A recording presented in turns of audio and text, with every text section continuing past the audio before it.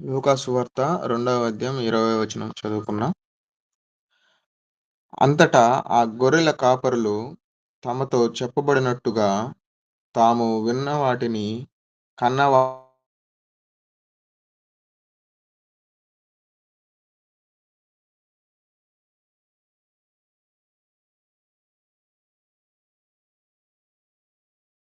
రెండవ అధ్యాయము 20వ వచనం చదువుకున్నాం. అంతటా ఆ గొర్రెల కాపరులు తమతో చెప్పబడినట్టుగా తాము విన్న వాటిని కన్న వాటినన్నిటిని గూర్చి దేవుని మహిమపరచుచు స్తోత్రము చేయుచు తిరిగి వెళ్ళిరి. దేవుడు ఈ పరిశుద్ధ వాక్యమును దీవించును గాక. ఆ కృపను బట్టి మనం ఈ రీతిగా ఆన్లైన్లో కలుసుకొని ప్రభు పేరిట పాటలు పాడి ప్రార్థన చేసి ఆయన నామాన్ని మహింపరిచే మహాకృప భాగ్యాన్ని దేవుడు మనకు అనుగ్రహించాడు. దాన్ని బట్టి దీనికి స్తోత్రాలు చెల్లిస్తాం. ప్రత్యేకంగా మరి ఈ దినాల్లో అంటే క్రిస్మస్ సీజన్ ఉన్నాం కనుక మరి క్రీస్తు జన్మను గురించిన సందర్భాన్ని గురించి మనము ధ్యానించుకుంటూ వస్తూ ఉన్నాము. సరే, నేను కూడా ఒక చిన్న ప్రార్థన చేస్తాను. ప్రేమగల మా పరలోకపు తండ్రి, మీకే స్తోత్రాలు చెల్లిస్తా ఉన్నాం. మమ్మల్ని రక్షించుకున్నారు, మీ సొత్తుగా చేసుకున్నారు. రాజులైన యాజక సమూహంలోనికి మీరు మనం మార్చుకుందుకు స్తోత్రాలు చెల్లిస్తా ఉన్నాం. అదే సందర్భంలో ఈ భూలోకంలో మీ కొరకు జీవించే నిమిత్తం మీరు మాకు అనుగ్రహిస్తున్న ప్రతి సదుపాయాన్ని బట్టి స్తోత్రాలు. ప్రత్యేకంగా ప్రభువా, అల్లూరులో మీరు ఏర్పాటు చేసుకున్న ఈశ్వర టీంని బట్టి స్తోత్రాలు. మరి ఆ టీం ద్వారా జరుగుతున్న పరిచయాలన్నిటి బట్టి స్తోత్రాలు చెల్లిస్తా ఉన్న ప్రతి దినము ఉదయకాలము 5 గంటల నుంచి 6 గంటల వరకు ఇక్కడ చేరి వచ్చే ఈ మహాకృప భాగ్యాన్ని మీరు మాకు అనుగ్రహించేందుకు స్తోత్రాలు చెల్లిస్తా ఉన్నాం. అదే సందర్భంలో ప్రభా, పలు ప్రాంతాల్లో ప్రతి ఆదివారం కూడా ఆయా ప్రాంతాలకు వెళ్ళి సువార్త ప్రకటన చేసే ఆ మహా గొప్ప పరిచర్య అనుగ్రహించిన స్తోత్రాలు చెల్లిస్తా ఉన్నాం. అవును ప్రభా, మరి లోకంలో జరిగే సంభాలు మేము చూసినప్పుడు మీరు అక్కడ చాలా సమీపంగా ఉందని మాకు బోధ చేయబడుతుండగా మేము విశ్వాసించిన మేము నీతిలో, భక్తులో, పరిస్థితుల్లో, మహిమలో ఇది వర్ధిల్లాలి. అదే సందర్భంలో అనేక ఆత్మరక్షణ కొరకు మేము ప్రయాసపరుస్తున్నగా ఉంటా ఉన్నాం. దేవా, సహాయం చేయండి, కైకర్యం చూపించము. దీనదాసులను కూడా జ్ఞాపకం చేసుకొని ప్రభువా, ఏ మాటలైతే ఉచ్చరించాలనో ఆ మాటల పలుటకు సహాయం చేయండి. మీరు మాకు సహాయం చేయకపోతే మాకు మరి ఏ మేలు దొరకదు. దేవా, కనికరం చూపించండి, మేలు కొరకు జ్ఞాపకం చేసుకున్నాము. కనెక్ట్ అయిన ప్రతి సహోదరిని బట్టి స్తోత్రాలు చెల్లిస్తా ఉన్నాం. సమయాన్ని కూడా మేము స్వాధీనం ఉంచుకోనము. ఆన్లైన్ ఆటంకం లేకుండా సహాయం చేయండి. మా ప్రభు, మా రక్షకుడైన యేసుక్రీస్తు ప్రభు యొక్క శ్రేష్టమైన నామమున స్తోత్రము చెల్లించి ప్రార్థించి అడిగి వేడుకొనుచున్నాము తండ్రి. ఆమేన్. అయ్యా, మరి ఈ దినాల్లో అంటే క్రిస్మస్ అంటే రేపు 25వ తారీఖున క్రిస్మస్ ప్రపంచవ్యాప్తంగా యేసుక్రీస్తు యొక్క జన్మదినాన్ని గురించి ఎంతో సంతోషంగా ఆనందంగా జరుపుకునే సందర్భం. దాన్ని పురస్కరించుకొని మనం యేసుక్రీస్తు యొక్క జన్మకు సంబంధించిన విషయాల్ని అనేక మంది భక్తుల ద్వారా మనం వింటూ వస్తూ ఉన్నాం. ప్రత్యేకంగా మరి మత్తయి సువార్తలో మనం చూసినప్పుడు మరి యేసుక్రీస్తు ప్రభుకి 2 పేర్లు రాయబడినాయండి అక్కడ. మత్తయి సువార్త మొదటి అధ్యాయంలో ఒకటేమో ఆయనకు మరి యేసుక్రీస్తు అంటే రక్షకుడు, తన ప్రజలను వారి పాపం నుండి ఆయనే రక్షించును కనుక ఆయనకు యేసు అనే పేరు పెట్టదు అనెను. అదే సందర్భంలో ఇమ్మానుయేలు అని కూడా పేరు. మత్తయి సువార్త 1వ అధ్యాయము 22, 23 వచనంలో చదువుకున్నాము. ఇదిగో, కన్యక గర్భవతి అయి కుమారుని కనును, ఆయనకు ఇమ్మానుయేలు అని పేరు పెట్టుదురు అని ప్రభు తన ప్రవక్త ద్వారా పలికిన మాట నెరవేరినట్లు ఇదంతయు జరిగాను. ఇమ్మానుయేలు పేరునకు భాషాంతరమున దేవుడు మనకు తోడని అర్థము. అయ్యా, కంటే యేసుక్రీస్తు లోకరక్షకుడు తన ప్రజలను వారి పాపం నుండి ఆయనే రక్షించును గనుక ఆయనకు యేసుని పేరు పెట్టుతాను కనుక మన ప్రభు యేసుక్రీస్తు ఆయన దేవుడైండు కూడా ఈ రోజు లోకానికి నడుగా వచ్చిన ఉద్దేశం. ఎందుకంటే తన ప్రజలంటే మరి లోకంలో ఉండే ప్రజలందరూ కూడా రక్షించబడాలనేదే దేవుని యొక్క మహా గొప్ప సంకల్పం. ఎవరు కూడా నశించి నరకానికి పోవడానికి ఇష్టం లేదు. అందుకని ఆయన మహామహిమయుడు యేసుక్రీస్తు నామమున నరుడుగా ఈ లోకానికి వచ్చాడు. సరే, యేసు ప్రభుకునే పేర్లు అనేక పేర్లు. ఒక పేరేంటంటే లోక పాపమును మోసుకొని పోవు దేవుని గొర్రెపిల్ల. లోక పాపం అంతటిని మోసుకొని పోయాడు. ఆయన శిలువలో శిక్ష అనిపించి మానవాళికి శిక్ష లేకుండా చేసినాడు. అయితే ఇది వ్యక్తిగతమైన విషయం. ఒకవేళ క్రైస్తవ కుటుంబంలో పుడితే కూడాను వారి పితరులు పాదురులుగా బిషపులుగా పనిచేస్తే కూడాను ఆటోమేటిక్ అతనికి దేవుని రాజ్యం రాదయ్యో. వ్యక్తిగతంగా నమ్మాల్సిందే. ఏమని నమ్మాలి? యేసయ్య దేవుని గొర్రెపిల్లగా నా శిక్ష ఆయన భరించి నాకు కూడా శిక్ష లేకుండా చేసినాడు. ఇది ఎప్పుడైతే నమ్ముతామో ఆ దినాన జరిగిన కార్యం ఏంటి? మన పేరుకు దిగుండే పాప పట్టు కొట్టివేసి పరలోకములో మన పేరు ఆయన రాసేస్తాడు. అదే సందర్భంలో భూసంబంధం ఆశీర్వాదాలు కూడా ఇస్తాడులే కదా. అందుకనే మరి తరచుగా యవనస్తుల బిడ్డలతో ఈ మాట చెప్తా ఉంటాను. సువార్త 10వ అధ్యాయం 20 వచనం చదువుకోండి అంటాను. నాకు కంఠస్థులే అని చెప్తాను. అయినను దయ్యములు మీకు లోబడుతున్నవని సంతోషింపక మీ పేర్లు పరలోకములో వ్రాయబడి ఉన్నని సంతోషించండి. ఆయనను అంటే పైన ఉన్నారు. ఆయన సందర్భం మనకు తెలిసిన సందర్భమే.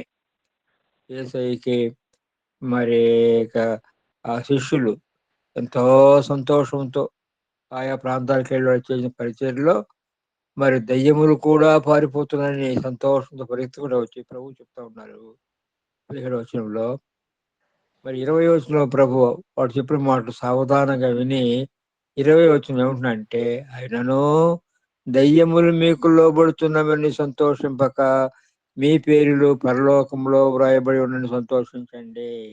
అంటే అన్ని సంతోషాల కంటే కూడాను అధికమైన సంతోషము, శాశ్వతమైన సంతోషం ఏంటంటే మన పేర్లు పరలోకంలో రాయబడ్డాయి.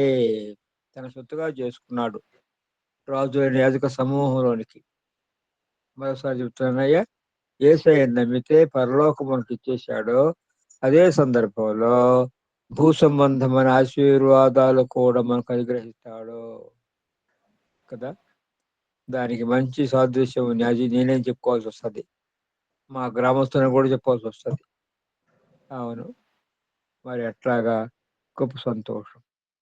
తర్వాత ఇదే మత్తయి సువార్త 2వ అధ్యాయంలో జ్ఞానులు, తూర్పు దేశపు జ్ఞానులు వారు ఆకాశంలో ఉన్న నక్షత్రాన్ని చూచి వారు ప్రయాణం చేస్తూ వచ్చారయ్యా. ఆకాశం నక్షత్రం కదా. ఇందాక మన లోకాసు వార్త ఏం చదువుకున్నాము? దేవుడు తన దూతను పంపించి మరి పొలంలో ఉంటా ఉన్న గొర్రెలకు యేసుక్రీస్తు యొక్క జన్మాన్ని గురించి వారికి తెలియజేసినాడు. ఇక్కడ జ్ఞానులు తూర్పు దేశపు ఆ నక్షత్రాన్ని చూసినారు. సరేలే, తర్వాత అదే మత్తయి స్వర్గం చూసినట్లయితే మరి ఆ జ్ఞానులకి మరి యోసేపు కూడాను కళల ద్వారా మరి విషయాన్ని తెలియచేసినట్లు కూడా మనకు కనపడతా ఉంది. అంటే దేవుడు మనతో మాట్లాడే విధానాలు వేరువేరుగా ఉంటాయి. కొన్ని సందర్భాల్లో ఆయన స్వరాన్ని మనకు వినిపించేస్తాడు. కొన్ని సందర్భాల్లో దేవదూతుల ద్వారా ఆయన సమాచారం తెలియజేసినట్లు, కొన్ని సందర్భాలు ఇట్లాగా మరి ఆయా రీతులుగా దేవుడు మనతో మాట్లాడుతూ ఉంటాడు. ఏదైతేనేమి ఆయన మాట్లాడే దేవుడు మరి ఆ యేసుక్రీస్తు ఇమ్మానుయేలు. ఆయన మన లోకరక్షకుడుగా వచ్చి మనం రక్షించుకున్నాడు, సొత్తుగా చేసుకున్నాడు. అదే సందర్భంలో ఆయన మనలో ఉన్నాడు. అయ్యో, ఇమ్మానుయేలు అంటే దేవుడు మనకు తోడు. దేవుడు అంటే ఆయన మనలో ఉండి మనతోనే ఉంటా ఉన్నాడు. ఇప్పుడు నిరంతరం ఉంటాడు. మరి పాత నిబంధన కాలంలో అయితే మరి పరిశుద్ధాత్మ దేవుడు ఆయా సందర్భాల్లో భక్తుల మీదకి వచ్చి జరిగించవలసిన ఘనకార్యం జరిగించి తిరిగి వెళ్ళిపోయేవాడు. ఇప్పుడు అలా కాదు. ఆయనే మరి యేసుక్రీస్తు ప్రభువే ఆత్మరూపిగా పరిశుద్ధాత్ముడు మనలోకి వచ్చి తన ఆత్మచేత మనం ముద్రించి మనలో ఉంటా ఉన్నాడు. నిరంతరం మనలో ఉండి మనతో ఉండి ఆయన మనకు సహాయం చేస్తా ఉంటా ఉన్నాడు కదా. యేసు రాసిన పత్రిక 1వ అధ్యాయము 13వ వచనం మనకు తెలిసిన వాక్య భాగమేగా. మీరును సత్యవాక్యము అనగా మీ రక్షణ సువార్తను విని క్రీస్తునందు విశ్వాసం ఉంచి వాగ్దానము చేయబడిన ఆత్మచేత మీరు ముద్రింపబడితే కదా. ఆయన మనలో ఉండి మనతో ఉంటా ఉన్నాడు. నిరంతరం ఉంటాడు. ఎన్ని చేసి అలాంటి సందర్భాల్లో కూడా ఆయన మనల్ని విడిచిపెట్టిపోయేవాడు కానే కాదయ్యా. అన్ని సందర్భాలంటే కొన్ని సందర్భాల్లో ఆయన మాట వినకుండా వేరే రీతిగా మనం ప్రవర్తిస్తాం. ఉండకూడని స్థలంలో ఉంటే కూడాను ఆయన విడిచిపెట్టాయో ఎప్పుడు ఆ పరిస్థితుల్లో నుంచి వాడు చేయి తాపుతాడా అని కాసుకొనే ఉంటాడు. చేయి తాపితే వెంటనే అయ్యా అన్న వెంటనే మన చేయి పట్టుకొని ఆయన పైకి లాగేసుకొని సురక్షితమైన స్థలంలో మనం ఉంచుతాడు. చూడండి ఎంత మంచి దేవుడో. అలాంటి దేవుణ్ణి మనము రక్షకుడుగా దేవుడుగా కలిగి ఉండటం మనం ధన్యులేము.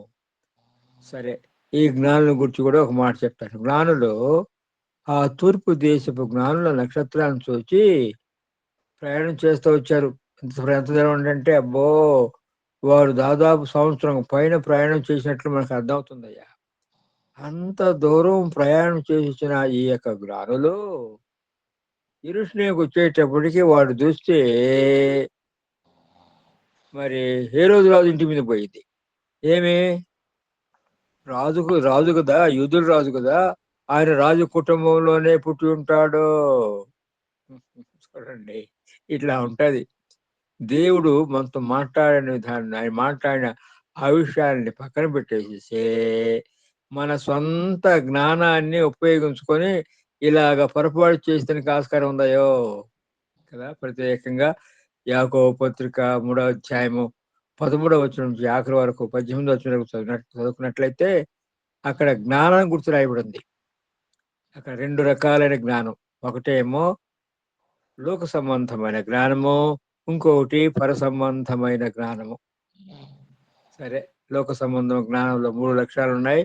పర సంబంధ జ్ఞానములో 7 లక్షణాలు ఉన్నాయి. కొందరు భక్తులు 8 కూడా అంటారులే. సరే, ఏదేమైతేనేమి ఈ జ్ఞానులు తమ సొంత జ్ఞానాన్ని ఉపయోగించి హేరోదు రాజు దగ్గరకు పోయిన వల్ల ఎంత భయంకరమైన నష్టాన్ని కలుగు చేశారంటే అబ్బో.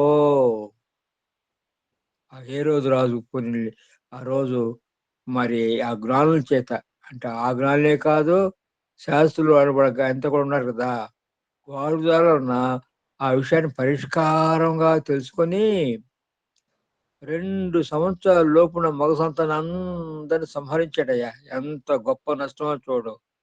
భయంకరమైన విషయం. ఎందుకు జరిగింది? ఈ జ్ఞానుల యొక్క పొరపాటు వలన. ఒక మాట చెప్పమంటే బుద్ధిహీనత వలన. అలాగే విశ్వాసమైన మనము ప్రభు జ్ఞానం, మరి పరసంబంధమైన జ్ఞానాన్ని మనకు అనుగ్రహించిన ఆ మా మా ధన్యత కలిగిన మనము మన బుద్ధిహీనత వల్ల ఇంత గొప్ప నష్టాన్ని మన స్వయంగా గాను, మన కుటుంబంలో మాత్రమే కాదు కానీ సమాజంలో కూడాను, సంఘంలో కూడాను గొప్ప నష్టాన్ని కలిగి చేసే ఆ పొరపాటు ఉంటా ఉందయ్యా. అందుకని మనం తరచుగా బైబిల్ చదువుకోవాలి, ప్రార్థన చేసుకోవాలి. ప్రభు చిత్తానుసారంగా ఆయన నడిపిన రీతిగా నడిచి ఆయన నామాన్ని మహింపరచాలనేది దేవుని యొక్క మహా గొప్ప సంకల్పం. సరే, ఈ జ్ఞానులు ఆరాధించిన ఆరాధన విధానాన్ని చెప్పని మనం చదువుకున్న వాక్య భాగానికి వెళ్ళిపోదాం. చూడండి, ఇది విషయం ఇదే. మత్తయి సువార్త 2వ అధ్యాయము 10వ వచనం నుండి 12వ వచనం వరకు చదువుకుందామయ్యా. ఎవరన్నా చదవగలరా? మత్తయి సువార్త 2వ అధ్యాయము 10, 11 కలిసే ఉన్నాయి. 10వ వచనం నుండి 12వ వచనం వరకు. అయితే ఆ దూత భయపడకుడి. మత్తయి సువార్తమ్మా. ఓకే. రెండో అధ్యాయము 10 నుండి 12 వరకు. ఓకే గారు, థ్యాంక్ యూ. వారు ఆ నక్షత్రమును చూసి అత్యానందభరితులై ఇంటిలోనికి వచ్చి తల్లి అయిన మరియను ఆ శిశువును చూసి సాగిలపడి ఆయనను పూజించి తమ పెట్టెలు విప్పి బంగారమును సామ్రాణిని బోళమును కానుకలుగా ఆయనకు సమర్పించిరి.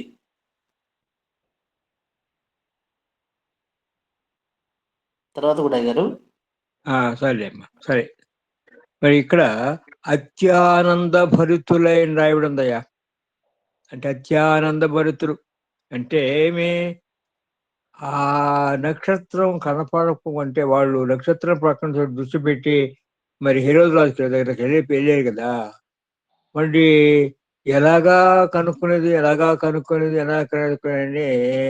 మరి ఎంతో విచారపడతా ఉన్నారు, దుఃఖపడతా ఉంటారు, అయ్యో అయ్యో అన్నట్టుగా.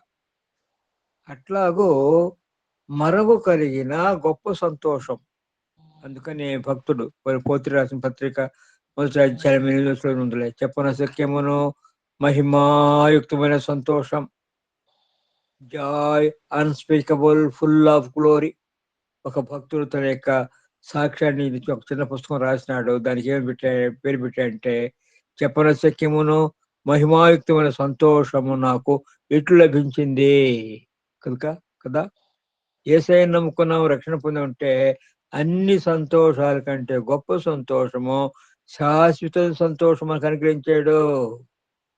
అంటే అన్ని పరిస్థితుల్లో కూడా సంతోషం ఉండండి. ఆ సంతోషాన్ని పోగొట్టుకునే దానికి ఆస్కారం ఉందన్నమాట. ఎవరో ఈ యొక్క జ్ఞానులు పోగొట్టుకున్నారు. ఇప్పుడు ఆ నక్షత్రం కనపడేటప్పటికి అత్యానంద భరితులే. అవ్వా! అలాగూ మన విశ్వాస క్రైస్తవ యాత్ర జీవితంలో మనం మన ప్రభు కొరకు జీవించాల్సిన అవసరం ఉంటా ఉందయ్యా. నిజమే. అలాగా జీవించేదానికి మరి పరిశుద్ధాత్మ దేవుడు, మన తండ్రి అయిన దేవుడు, మన ప్రభువు యేసుక్రీస్తు అనేకమైన సదుపాయాలు మనకు అనుగ్రహించినాడు కదా. అవును, బైబిల్ గ్రంథం, దేవుని వాక్కులు మన భాషలో గ్రంథస్థం చేసి మనకు అనుగ్రహించాడయ్యా. పరిశుద్ధాత్మ దేవుడు మనకు బోధకుడుగా ఉండి మనం చదువుకున్నప్పుడు ఆ గ్రంథంలోని అనేకమైన శ్రేష్టమైన ఆత్మ సంబంధమైన పాఠాలు మనం నేర్చుకునేదానికి ఆయన మనకు బోధిస్తా ఉన్నాడు కదా. ఈ విషయం ఇంకా మనం యోహాను సువార్త 16వ అధ్యాయము 13వ వచనం చూస్తా ఉన్నాం. సత్య స్వరూపిణి ఆత్మ వచ్చినప్పుడు మిమ్మల్ని సర్వసత్యములోనికి నడిపిస్తాడు. అంటే ఆ లేఖనంలో ఉండే సత్యాలు అదే సందర్భంలో ఆయా సందర్భాల్లో దేవుడు తన తన భక్తుల్ని పంపించి మన మధ్యకి తీసుకొచ్చి లేఖనంలో ఉండే అనేకమైన సత్యాలు మనకు నేర్పిస్తూ ఉంటాడు. సరే, యవనస్తుల విడుదల ఏంటంటే నిజమేనయ్యా, పెద్ద పెద్ద భక్తులకు అనేకమైన నిగూఢమైన సత్యాలు దేవుడు వాళ్ళకి బయలుపరిచి వాళ్ళకి మనం బోధిస్తూ ఉన్నాడు. అయితే మనం చదువుకొని మనం ధ్యానించుకొని మనకు నేర్చుకున్న ఒక చిన్న సత్యము మనకు ఎంత గొప్ప సంతోషాన్ని ఇస్తుంది అంటే, అబ్బో, గంతులు వేసినంత సంతోషం ఉంటుందయ్యా. అందుకని బైబిల్ చదువుకుంటే మాత్రమే కాదు, ఆ బైబిల్ కనీసం ఒక వాక్యాన్ని మీరు కంఠస్థ చేసేదానికి ప్రయత్నం చేయండి, దాన్ని ధ్యానించండి. గొప్ప సంతోషము ప్రభు మన కలుగు చేస్తాడు. అక్కడ ఈ జ్ఞానులు అత్యానంద భరితులై మరి సంతోషంతో ఆ నక్షత్రాన్ని వెంబడించి మరి యేసయ్య దగ్గరికి, అంటే తల్లి అయిన మరియను ఆ శిశువును చూసి సాగిలిపడి ఆయన్ని పూజించి తమ పెట్టెలు విప్పి బంగారమును సాంబ్రాణి బోళమును ఆ కానుకలుగా ఆయనకు సమర్పించరే. మరి ఎంతమంది జ్ఞానులు వచ్చారో తెలియదు, రాయబడలేదు. కానీ కొందరైతే ఈ వస్తువులను బట్టి ముగ్గురు జ్ఞానులు అంటారు.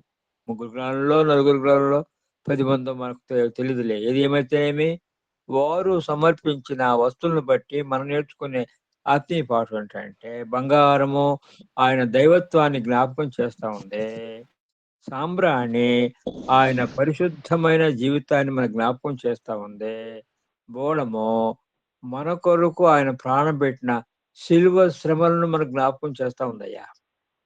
బంగారం అంటే దేవుడు మన ప్రభు అయిన యేసుక్రీస్తు ఆయనే నిజమైన రక్షకుడు అనే దానికి, ఆయన తప్ప వేరే రక్షకుడు లేడని దానికి కారణం ఏంటంటే ఆయన మరి అంటే దేవుడే నరుగా ఈ భూలోకానికి వచ్చాడు.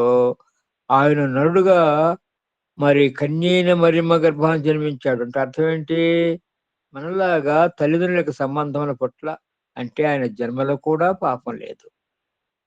ఆయన జీవించిన దినాలు ఎంత మంచిగా జీవించాడంటే ఒక్క అబద్ధం కూడా చెప్పలేదయ్యా. నిజమే, యేసుక్రీస్తు ప్రభు అనేకమైన అద్భుతాలు చేశాడు. గొప్ప గొప్ప బోధలు బోధించాడు. అయినా సరే మరి ఆయన చెప్తూ వచ్చిన విషయం ఏంటంటే, మీరు చేసిన పాప శిక్ష మీరు భరించకుండా మీ బదులు మీ స్థానంలో శిక్ష అనిపించి మీకు శిక్ష లేకుండా చేసేదానికి వచ్చినాను కంటే ఆయన తప్ప మరి ఎవరు కూడా పాపం లేడు. అంటే జన్మలో పాపం లేదు, జీవించిన జీవితం నడుగా జీవించిన భూలోకంలో జీవించిన జీవితంలో కాబో పొరపాటు కూడా లేదు. అలాగా జీవించిన వ్యక్తి యేసయ్య తప్ప ఎవరు లేనే లేరయ్యా.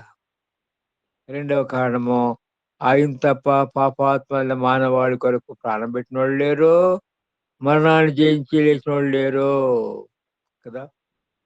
అనేకులు మరి మనుషుల్ని మోసం చేసి మరి తప్పుదారిని తీసుకుపోయిన వాళ్ళు మరి ఆ, ఎందుకు ప్రాణం పెట్టేందుకు ముందుకు రాలేదు? రాలేరు. ఏమి ఒకవేళ వస్తే నాలాంటి బుద్ధిహీనుడు కూడా, తెలివి తక్కువాడు కూడా ఇలాంటి పొరపాటు నీలో ఉందని ఏలుబెట్టి చూపించడానికి ఆస్కారం ఉంది. అందుకని అనవసరంగా తలదొర్చి చిగ్గుపోగొట్టుకుంటూ ఎందుకు రండి ఒక రానే రాల. సర్లే ఈ మాట చెప్తా అంటున్నాను. వాళ్ళకే పరలోక పరలోక రాజు లేకపోతే మనకేం ఇస్తాడులే అన్నట్టుగా. కనుక యేసయ్య ఆయన దేవుడైండు కూడా నడుగా వచ్చాడు. ఈ భూలోకములో 100% పరిశుద్ధుడుగా జీవించినాడు. మన శిక్ష ఆయన భరించి మనకు శిక్ష లేకుండా చేసినాడు. ఒక మాటలో చెప్పాలంటే మన పాత వస్త్రాన్ని ఆయన వేసుకొని ఆయన నీతి వస్త్రాన్ని మనకిచ్చి మన స్థానంలో ఆయన శిక్ష అనిపించి మనల్ని 100% నీతులుగా నీతిమంతులుగా తీర్చేసాడయ్యో. సర్వసాధారణంగా. ఎందుకంటే నాకు తెలిసిన భక్తులు ముస్లిమ్స్ ఉన్నారు, బౌద్ధులు ఉన్నారు, జైనులు ఉన్నారు, హిందువులు ఉన్నారు, అబ్బో క్రైస్తవులు ఉన్నారు. కానీ ఎవరు కూడా యేసయ్యని నమ్మకపోతే దేవుని రాజ్యానికి పోయేదానికి వీలే లేదు. కారణము, ఎంత నీతిగా జీవిస్తే కూడాను 100% పరిస్థితులుగా వాళ్ళు జీవించలేరు. మరి 100% నీతిమంతులు అయితేనే కానీ దేవుని రాజ్యానికి పోయేదానికి వీలు లేదు. అందుకనే యేసయ్య 100% మన నీతిమంతులుగా తీర్చే నిమిత్తము 100% నీతిమంతుడైన ఆయన శిక్ష అనిపించి మనకు శిక్ష లేకుండా చేసినాడు. పోన్లే, నాకు తెలిసిన విషయం చెప్తాను. నేను నమ్ముకున్న దినాలు జరిగిన సంభవం ఏంటంటే, నా పాత వస్త్రాన్ని ఆయన వేసుకొని ఆయన నీతి వస్త్రం ఎంత నీతి, 100% నీతి వస్త్రాన్ని నాకు ధరింపజేసి నా స్థానంలో ఆయన శిక్ష అనిపించాడు కనుక నాకు శిక్ష లేదు. చూడయ్యా, యేసయ్య నమ్మిన మనం ఎంత ధన్యులమో చూడండి. ఇంత గొప్ప ధన్యత మనకు అనుగ్రహించాడు. సరే, ఈ మాట కూడా చెప్తాను. మరి యేసయ్య జరిగిన కంటే జరిగిన విషయం ఏంటంటే, మనం నీతిమంతులుగా తీర్చబడ్డాము. అంటే ఆదాములో పోగొట్టుకున్న ఆ మహిమను తిరిగి పొందినాము. అయితే దేవుని యొక్క మహా గొప్ప సంకల్పం ఏంటంటే, ఆ నీతిలో మనం ఎదిగి వర్ధిల్లాలయ్యా. ఎంతగా రావాలి? యేసయ్య ఎంత గొప్ప మహిమలో ఉన్నాడో అంత మహిమలోకి మనం రావాలని దేవుని యొక్క మహా గొప్ప సంకల్పం. చూడండి, అందుకని హెబ్రీ రాసిన పత్రికలో ఏం రాయబడిందంటే, మరి మనల్ని సహోదరులు అనుటకు ఆయన సిగ్గుపడటం లేదని రాయబడింది. చూడండి ఎంత గొప్ప ధన్యతో. అంటే వీళ్ళ పరిపాలనలో వ్యత్యాసం ఉంటుంది మహిమలో, నిత్యత్వంలో ఏదైతే కూడాను సమానమైన మహిమలో ఉంటాం. ఒక భక్తుడైతే ఆ నిత్యత్వంలో దేవుని రాజ్యంలో యేసయ్యకి ఎంత పాలిభాగం ఉందో మనకు కూడా అంత పాలిభాగం ఉందని అన్నాడు. నిజమే, ఆయన పెద్దన్న, మనము ఆయన సహోదరులము కదయ్యా. సరే, కనుక ఆఖరి దినాల్లో ఉంటున్న మన యొక్క బాధ్యత అంతా ఏంటంటే 2 కార్యాలు. ఒకటి, రక్షణ పొందిన మనము నీతిలో, భక్తుల్లో, పరిశుద్ధతలో, మహిమలో వర్ధిల్లాలి. అందుకు దేవుడు అనుగ్రహించిన సదుపాయాలన్నింటినీ మనం సద్వినియోగపరచుకోవాలి. రెండవది, అనేక ఆత్మల రక్షణ కొరకు మనం ప్రయాసపడాలయ్యా. సమయం అనకుండా, అసమయం అనకుండా స్వార్థ ప్రకటన చేసేవాళ్ళకి మనం ఉండాలి. అనేక ఆత్మల రక్షణ కొరకు ఏడ్చి, కన్నీళ్లు కార్చి, గోదారి ప్రార్థన చేయాల్సిన ఆ భారం మన మీద మోపుకుంటా ఉన్నాడయ్యా. ఎందుకు ఈ మాట అంటున్నానంటే, విశ్వాస కుటుంబాల్లో కూడా రక్షణ లేని వారు ఉంటా ఉన్నారు. చూడండి, నిజమే. ఇప్పుడు హైదరాబాద్‌లో ఉన్నాం, స్థానిక సంఘంలో. భార్య రక్షణ పొందింది కానీ భర్త రక్షణ పొందలా.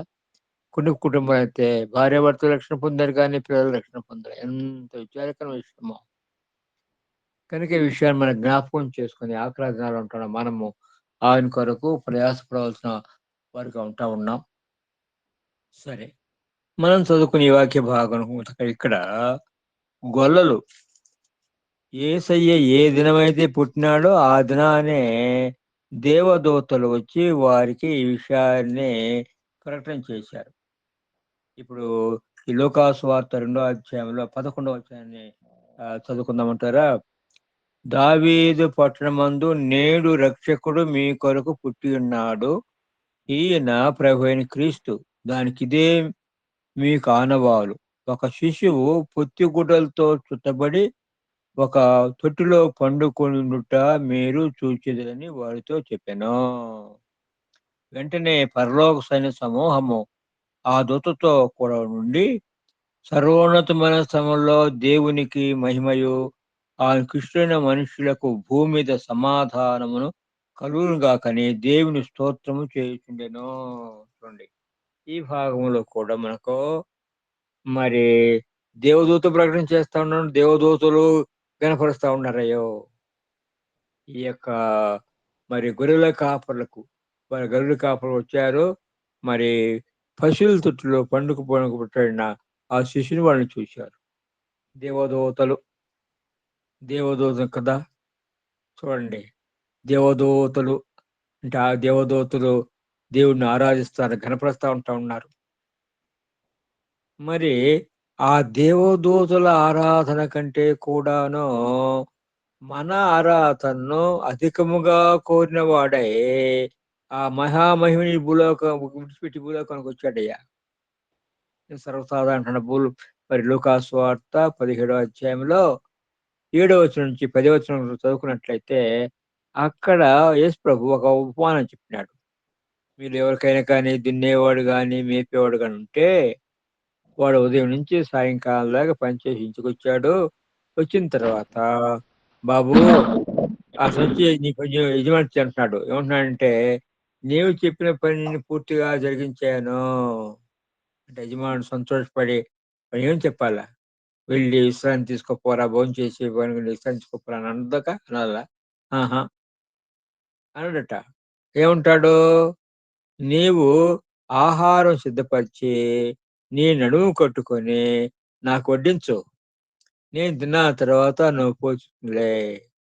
దాంట్లో నేను నేర్చుకున్న ఆత్మీయ పాఠం ఏంటంటే, యేసుక్రీస్తు ప్రభు కొరకు ఉదయం నుంచి సాయంకాలం దాకా, లేదంటే మన భాష అంటే సోమవారం నుంచి శనివారం దాకా ఇక్కడికెళ్ళి మరి ఆహారము, నీళ్లు, భోజనం కూడా అంతగా టీ, కాఫీలు కూడా సరిగ్గా దొరికాయో లేదో అలాగా శ్రమపడి, అంటే ఈ దినాల్లో కాదు, ట్రాన్స్‌పోర్ట్ రేట్ బాగుంది. ఆ దినాల్లో అయితే నేను చిన్న వయసులో ఉన్నప్పుడు దైవజనులు పాపం కాలినడకన పోయేవాళ్ళయ్యా. కొన్ని సందర్భాలైతే సైకిల్ మీద పోయి ఇటువైపు ఆ సైకిల్‌ని పెట్టి ఏటిలో దిగి అటువైపు పోయి అక్కడ బెస్త వాళ్ళకి సువార్త చెప్పి వచ్చేవాళ్ళు. మరి కనీసం టీ, కాఫీ ఇచ్చేవాళ్ళో లేదో భోజనం కూడా ఉండేది కాదు. ఇలాగా శ్రమ పడితే కూడాను ఆదివారమున ఆయన్ని ప్రభు సన్నిధిలో కనపడి సంఘంగా చేరి వచ్చి ఆయన్ని ఆరాధించుట ఆయన కోరుకునే ఆహారము.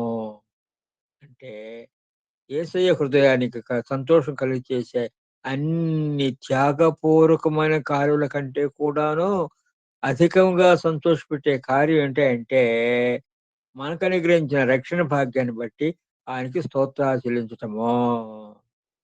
అవునండి. కదా. ఈ యొక్క దేవదూతలు అంటే దేవదూతలు నిరంతరం కొనియాడుతూ ఉంటే వారి క్రీస్తు ఆయన గొర్రెల కాపరి. యోహాను సువార్త 10వ అధ్యాయం చూసుకుంటాముగా. మంచి గొర్రెల కాపరి తన యొక్క గొర్రెల కొరకు ప్రాణం పెడతాడు. నా గొర్రెలు తన యజమాని యొక్క స్వరాన్ని విని ఉంటాయి కదా.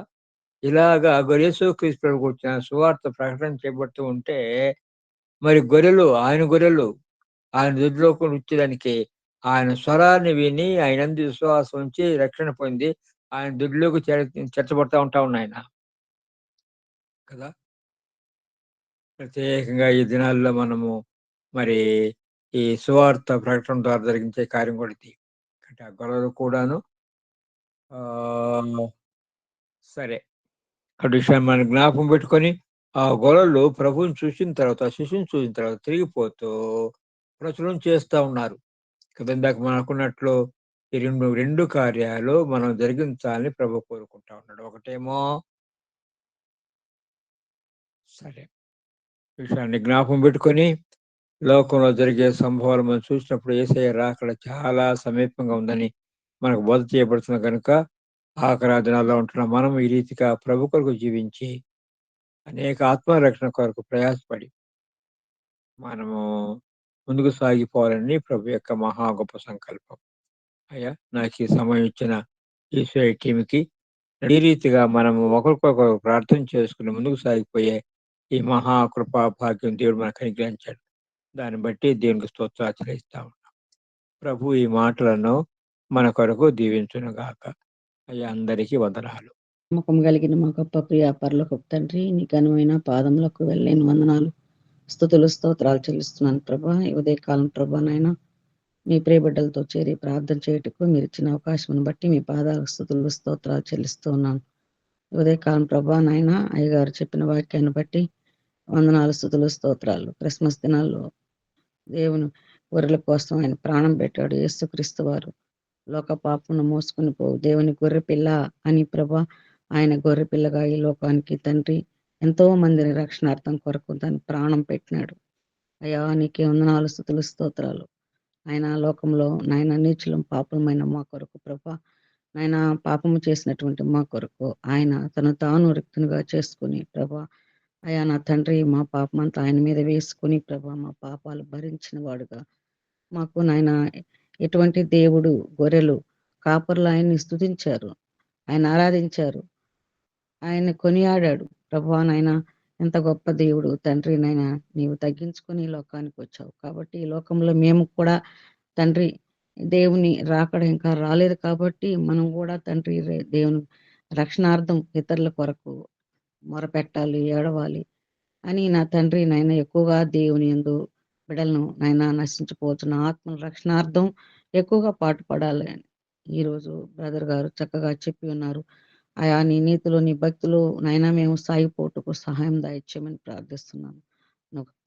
గొప్ప దేవుడివి, స్తుతులకు పాత్రుడివి, సింహాసనాసీనుడు తండ్రి ప్రభా. ఈ లోకంలో తండ్రి ప్రభా అయా నాయన సువార్త నాయన చెప్పేవాళ్ళు చాలా తక్కువగా ఉన్నారు తండ్రి ప్రభా. మరి సువార్త చెప్పాలంటే ఒక పాత రోజుల్లో బ్రదర్ చెప్పినట్లుగా తండ్రి కాలి నడకన తండ్రి ఎన్నో గ్రామాలకు వెళ్ళి సువార్త చేసిన రోజులు ఉన్నాయి నా ప్రభా. మరి ఈనాడు అన్ని అవసరతలు వచ్చినా కూడా సువార్త చాలా మందికి అందట్లేదు కనుక ఎక్కడ ఏ రీతిగా సువార్త వెళ్ళాలో దానికోసం ఉదయం నుంచి సాయంత్రం వరకు దేవుని పని నిమిత్తం పాటుపడాలని చక్కగా దేవుని పని నిమిత్తం చేయాలి. ఆయన మన కొరకు అంత గొప్ప భారాన్ని వేసుకున్నటువంటి దేవుని కొరకు నువ్వు ఏ రీతిగా అయితే దేవుని మాటలు చెప్పి నాయన దేవుని దగ్గరికి నాయన అన్యులైనటువంటి వారిని నడిపించాలి, అదే దేవుడు భారం మన మీద పెట్టి ఉన్నాడు అని చక్కటి మంచి గొర్రెల కాపరి, ప్రధాన కాపరి ప్రభు మా కొరకు అటువంటి కాపరిగా ఈ లోకానికి వచ్చి మనుషుల రక్షణార్థం కొరకు ఆయన పడిన శ్రమలు మరి చెప్పి ఉంటుండగా ప్రభా అట్టి రక్షణ ఇతరులకు కూడా ప్రభా మేము కూడా నా తండ్రి మా వంతు ప్రకారం రక్షించేవారుగా నా ప్రభా మేము రక్షణలోకి వచ్చాం. ముఖ్యంగా క్రైస్తవులుగా ఉన్నటువంటి వారే సరైనటువంటి రక్షణ లేదు అని కూడా చెప్పడం జరిగింది. కనుక నా తండ్రి ప్రభా ఇంత పెద్ద వయసులో నాయన అంకులను చక్కట మంచి వర్తమానాలు ఉదయ కాలాన ప్రభా ఆయన మాకు ఇచ్చి ఉన్నాడు. ఆయన దీవించండి, ఆయన కుటుంబాన్ని దీవించి ఆస్వాదించండి.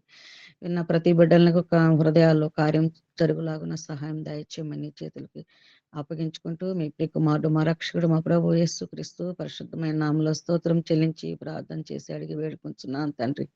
ఆమేన్. ఆమేన్. ఆమేన్. ఆమేన్.